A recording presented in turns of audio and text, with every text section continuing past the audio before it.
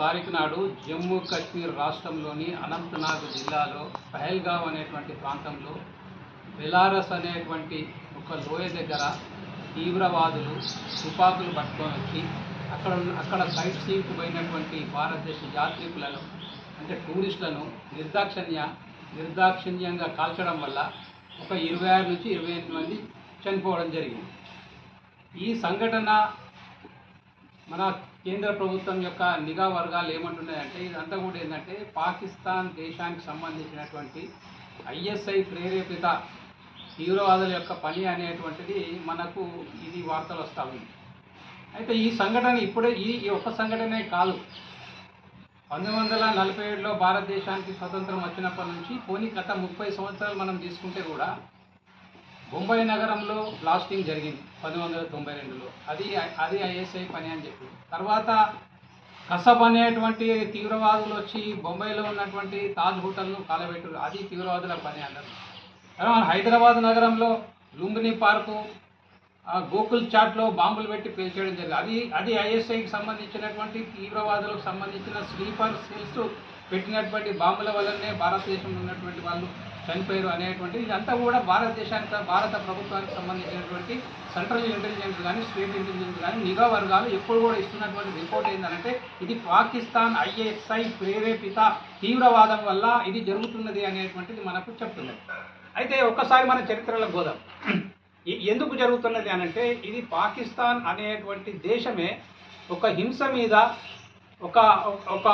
ఒక ద్వేషం ఆధారంగా ఆ దేశం ఏర్పడింది. 1947లో భారతదేశానికి బ్రిటిష్ స్వాతంత్రం ప్రకటించినప్పుడు ఇక్కడ మత ఆధారంగా ఈ భారతదేశంలో మేము ఉండడం మాకు వీలు కాదు కాబట్టి మత ఆధారంగా మాకు పాకిస్తాన్ కావాలని చెప్పి కోరుకొని పాకిస్తాన్ అప్పుడు బ్రిటిష్ అటు పాకిస్తాన్ మత ఆధారంగా ఇవ్వడం జరిగింది.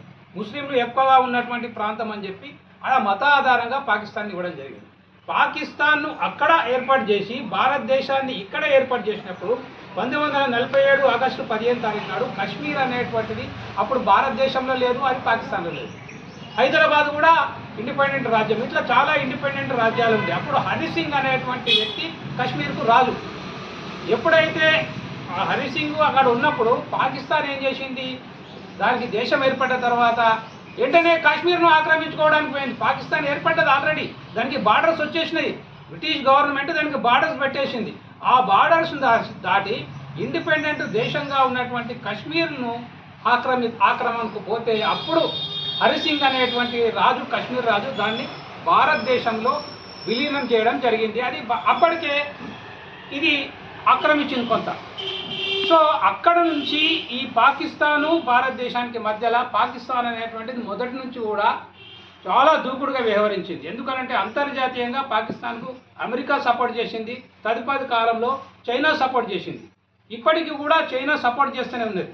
ఈ పరిస్థితుల లోపల చాలా అది ఏంటంటే అక్కడ ఉన్నటువంటి రాజకీయ అక్కడ ఉన్నటువంటి ఆలోచన విధానం ఎట్లుందంటే మొత్తం పాకిస్తాన్ యొక్క రాజకీయాలు మొత్తం కూడా భారతదేశాన్ని విమర్శించడం మీదనే పాకిస్తాన్ రాజకీయాలు అక్కడ ఆధారపడి ఉన్నాయి. సో తీవ్రవాదులను భారతదేశంలోకి పంపిస్తున్నది, ఇక్కడ ఉన్నటువంటి వాళ్ళను తీవ్రవాదులుగా వాడుకుంటున్నది, ఇదంతా కూడా గత చరిత్ర. కానీ మరి ఇప్పుడు భారతదేశం ఇప్పుడు బీజేపీ గవర్నమెంట్ ఉన్నది. 10 సంవత్సరాల నుంచి బీజేపీ గవర్నమెంట్ ఉన్నది. గతంలో ఈ బీజేపీ గవర్నమెంట్ ఏమన్నది, ఈ కాంగ్రెస్ పార్టీ గవర్నమెంట్కు చేతనైతే లేదు ఈ పాకిస్తాన్ తీవ్రవాదాన్ని అణచివేయడానికి, మేము అధికారంలోకి వస్తే ఈ పాకిస్తాన్ తీవ్రవాదాన్ని మేము అణచేస్తామని చెప్పి నరేంద్ర మోడీ గారు గుజరాత్ ముఖ్యమంత్రిగా ఉన్నప్పుడు స్పీచ్ ఇచ్చిండు. ప్రధానమంత్రి मनमोहन सिंह, आप क्या कर रहे हैं? आपके हाथों में सीमा है, आपके हाथों में सुरक्षा है, आपके हाथों में नेवी है, आपके हाथों में आर्मी है, आपके हाथों में सब कुछ है, आप क्यों नहीं యాక్షన్ లేరా అని చెప్పేసి మాట్లాడినటువంటి మరి నరేంద్ర మోడీ ప్రధానమంత్రి గారు 10 సంవత్సరాలు అయిపోయింది, ఇది మూడోసారి ప్రధానమంత్రి. నువ్వెందుకు కంట్రోల్ చేస్తలేవు? ఇది పర్మనెంట్గా మీరు కంట్రోల్ చేస్తారా, కంట్రోల్ చేయాలి? పాకిస్తాన్ అనేటువంటి దేశం ఉన్నంత వరకు కూడా ఈ తీవ్రవాదం అనేటువంటిది పాకిస్తాన్కు జరిపించాల్సినటువంటి అవసరం, దాని రాజకీయాలే దీని మీద ఆధారపడి ఉన్నాయి. దీన్ని పర్మనెంట్గా మీరు పరిష్కారం చేస్తారా, చెయ్యరా అనేటువంటిది ఇప్పుడు కేంద్ర ప్రభుత్వం ఉన్నటువంటి ప్రశ్న. ఆపరేషన్ కగర్ అని చెప్పి మీరు ఇక్కడ వేల మంది ఆర్మీని తీసుకొచ్చి ఇక్కడ మీరు ఛత్తీస్గఢ్లో పెట్టి మీరు ఆపరేషన్ కగారు చేస్తారు. ఆపరేషన్ కగారును ఆపండి అని చెప్పి రాజకీయ పార్టీలు చాలా లేటుగా మాట్లాడుతున్నాయి. ఎప్పుడో మీరు మాట్లాడాలి. ఈ సిపిఐ పార్టీ, ఈ సిపిఎం పార్టీ, ఈ బీఆర్ఎస్ పార్టీ, ఈ కాంగ్రెస్ పార్టీ ఎప్పుడో మాట్లాడాలి. ఆపరేషన్ కగారును మీరు ఆపాలి, చర్చలు చేయాలని చెప్పి ఎప్పుడో అడగాల్సి ఉంటే మీరు చాలా లేట్ చేసారు.